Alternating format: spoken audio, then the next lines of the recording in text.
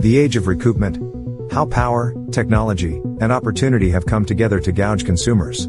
This article appears in the June 2024 issue of the American Prospect magazine. Subscribe here. The Federal Reserve Chair's semi-annual monetary report to the Senate Banking Committee is not typically of great interest to the average American.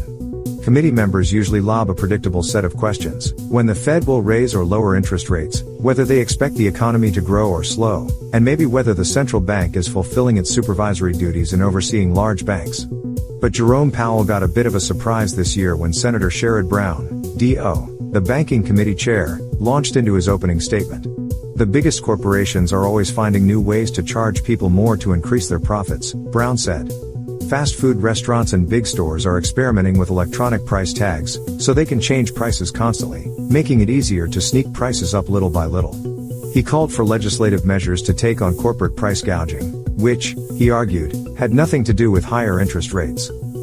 More from David Dayen. Later, Brown confronted Powell directly over the increasing use of algorithms that analyze price information acquired across a whole market. If a business knows what its competitor charges, it can adjust prices upward in real time, maximizing what it can earn.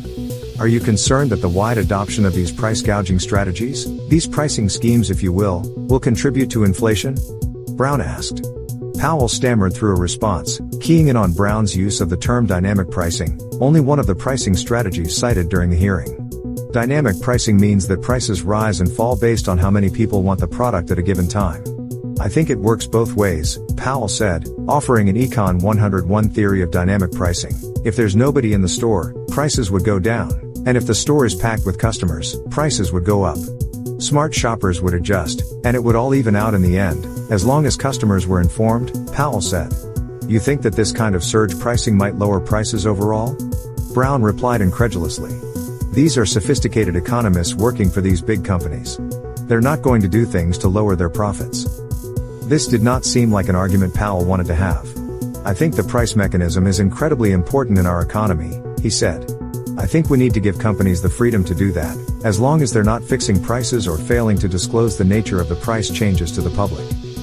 J. Powell is correct. The setting of prices is one of the most critical functions in a capitalist economy. Introductory economics textbooks are filled with explanations of this process, where price is precisely plotted on a curve that takes into account supply and demand. But something is missing from Powell's faith in what he sees as an excessively mathematical process. It ignores a central variable influencing how the economy works right now: power. Today, everywhere consumers turn, whether they are shopping for groceries at the local Kroger or for plane tickets online, they are being gouged.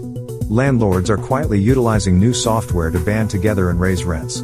Uber has been accused of raising the price of rides when a customer's phone battery is drained. Ticketmaster layers on additional fees as you move through the process of securing seats to your favorite artist's upcoming show. Amazon's secret pricing algorithm, codenamed Project Nessie, was designed to identify products where it could raise prices, on the expectation that competitors would follow suit. Companies are forcing you into monthly subscriptions for a tube of toothpaste.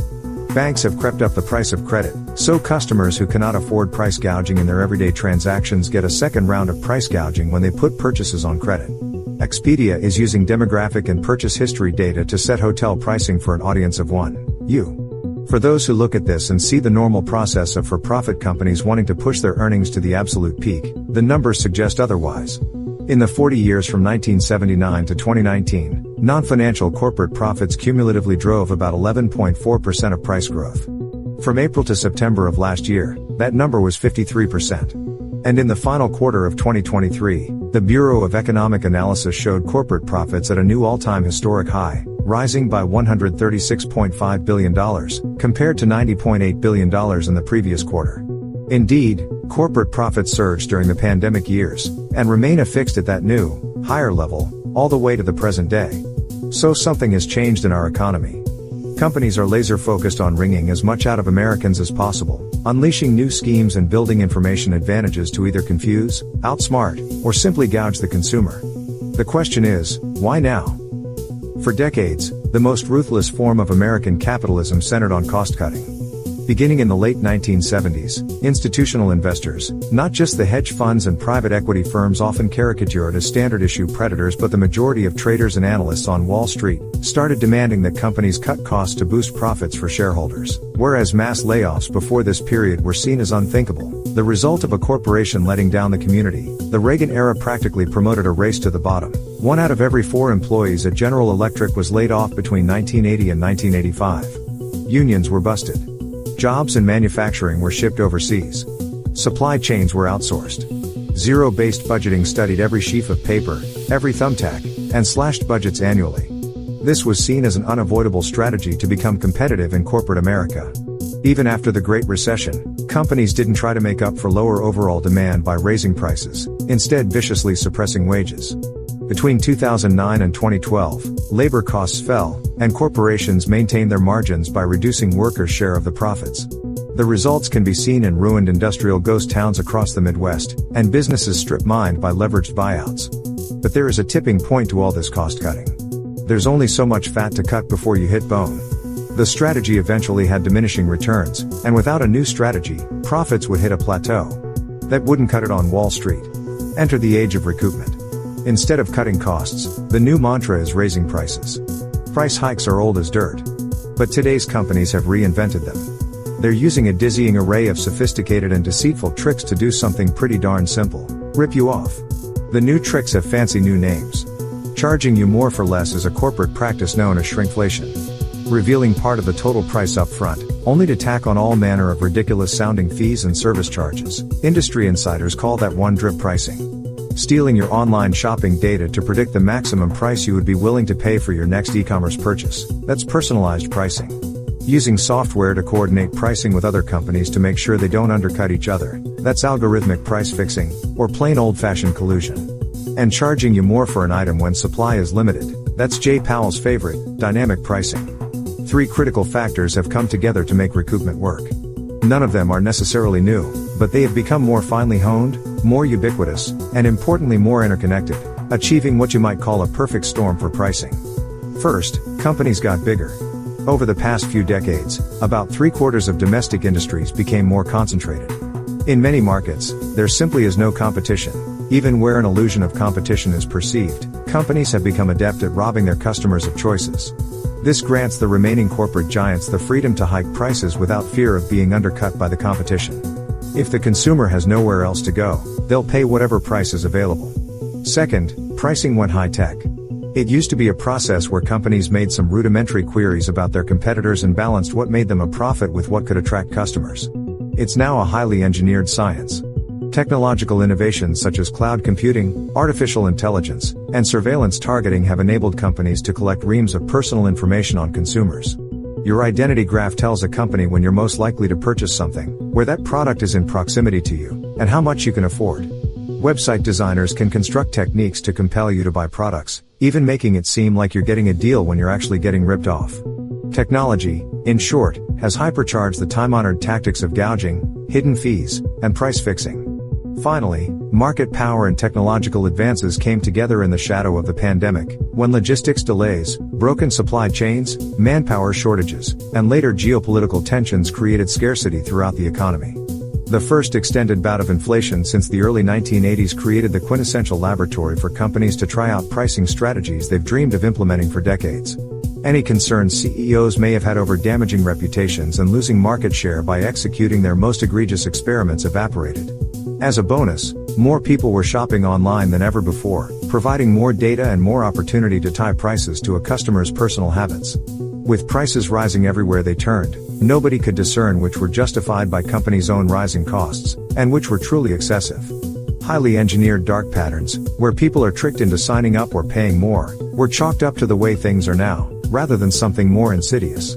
If a price surges, if a fee is tacked onto the bill, the culprit is the economy, not the company shoving their hands into your wallet. CEOs hardly contain their delight on calls with investors. From the CFO of the international conglomerate 3M patting their team on the back for doing a marvelous job in driving price, to the CFO of the largest beer importer in the United States, Constellation Brands, who promised investors the company would make sure we're not leaving any pricing on the table and take as much as we can, To the tech CEO who copped to praying for inflation and doing his inflation dance, these corporate executives were clear on one thing: inflation was very good for business. This perfect storm ushered in a new regime where prices are becoming increasingly unmoored from the fundamentals, like the cost of labor or materials. In its place, a new corporate credo on pricing has emerged: the best price is the one consumers are willing to pay. A fair price for everyone is increasingly becoming a thing of the past. What does this mean for central bank policymakers, who limit their studies of prices to how much they are rising, not the ways in which the increases are happening or the reasons why? What if prices in the economy, as Sherrod Brown suggested, have a little bit less to do with supply and demand, and a little bit more to do with corporate schemes aimed at parting consumers from their money? What if the Fed's capacity to stem inflation is simply more limited now? What if inflation is increasingly a problem of data privacy and technological surveillance, not aggregate demand? What if the almighty power of America's vaunted central bank is no match for the pricing power of corporate America? Powell may not be able to tame the last mile of inflation, but we've faced these problems before, and there are a host of laws duly passed by Congress, designed to prevent price fixing, collusion, and unfair or deceptive practices. Implementation and enforcement of these laws reside not with the Fed, but in agencies across the executive branch. Government needs to be active enough to spot these strategies, even if they appear in new forms, and crack down on the companies that institute them. Fortunately, the Biden administration is rising to this occasion in many respects. Law enforcers have brought lawsuits against algorithmic price fixing. Regulators are working to ban junk fees, increase price transparency, and outlaw certain types of price increases seen as unfair. They're also trying to tear down the monopolies in our economy, companies with the confidence and the power to price gouge relentlessly. But there's so much more to be done. We are not at the end but the beginning of a cycle of recoupment. Computing power will be able to much more finely discern your personalized price in the future. Experiences that have habitually been associated with price gouging, buying a car, for example, or going to a hospital where the prices are completely unknown, are adding more tricks and traps with each passing day. The grocery store, one of the more unavoidable transaction points in American life, is where so many of these pricing schemes come together, and not surprisingly where some of the biggest cost increases have been seen. Without a whole-of-government strategy, companies will seek out unregulated corners and deploy the full weight of their superiority over consumers to take advantage of them. In this special issue of The Prospect, you will learn about these emerging pricing strategies, and discover examples of them in everyday life. You will see the role that pricing power plays in our economy, and the technologies that no longer make it necessary for CEOs to gather in a room together to collude. You will see how price shifts have accelerated faster than consumers can adjust, and how inexplicable fees nickel and dime people to the tune of billions of dollars. You will see how it's harder to figure out these days what you're even paying for, or whether the price you pay for something is the same as everyone else. And you will hear from public servants at the state and federal level who are trying to crack down on this high-tech form of 1,000 tiny thefts per day. In this election year, we have seen how inflation can break the bonds of trust between people and their government. It has been at the top level of voter concerns for 2 election cycles, and across the world, incumbents have been hobbled by rising prices. Over the years, countries have outsourced too much inflation-fighting capacity to their central banks, leaving them weakened when prices soar. You may think that a couple extra bucks in credit card interest, or a convenience fee on your hotel bill, or the price of a soda that's a little bit more today than yesterday is too trivial for public policy, and too difficult to combat. You may even think it violates some sacred barrier between government and private enterprise. But the public expects elected officials to look out for them, to make sure they aren't being treated unfairly. The outcome in 2024 will be determined at least in part by whether Joe Biden can convince the country that he's on the side of the people against the powerful. In that sense, the stakes for understanding and reacting to the age of recoupment are nothing less than the future of the country.